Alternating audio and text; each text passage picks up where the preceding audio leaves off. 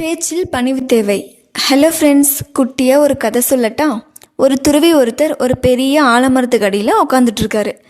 அவருக்கு கண் தெரியாது. அந்த வழியே வந்த ஒருத்தன் அதிகாரமாக, ஏ கிழவா, இந்த வழியே யாருன்னா போனாங்களா அப்படின்னு கேட்குறாரு. அதுக்கு இவர், இல்லை, அப்படி யாரும் போன மாதிரி தெரியல அப்படின்னு சொல்கிறாரு. இன்னும் கொஞ்ச நேரம் கழித்து இன்னொருத்தர் வந்து, வணக்கம் ஐயா, இந்த வழியே யாருன்னா போனாங்களா அப்படின்னு கேட்குறாரு. அதற்கு இவர், நீங்கள் கேட்ட கேள்வி தான் கேட்டுட்டு ஒருத்தர் போனார் அப்படின்னு சொல்கிறாரு. இன்னும் கொஞ்ச நேரம் கழிச்சு இன்னொருத்தர் வந்து, வணக்கம் துறவியாரே, இந்த வழியே யாருன்னா போனாங்களா அப்படின்னு கேட்குறாரு. அதற்கு இந்த துறவி, ஆம் மன்னா, இந்த வழியே 2 பேர் போனாங்க, ஒரு வீரரும் ஒரு அமைச்சரும் போனாங்க அப்படின்னு சொல்கிறாரு. அதை கேட்ட மன்னர், எப்படி துறவியாரே, உங்களுக்கு தான் கண் பார்வை இல்லையே, போனது ஒரு வீரன் என்றும் அமைச்சர் என்றும் உங்களுக்கு எப்படி தெரியும் அப்படின்னு கேட்குறாரு.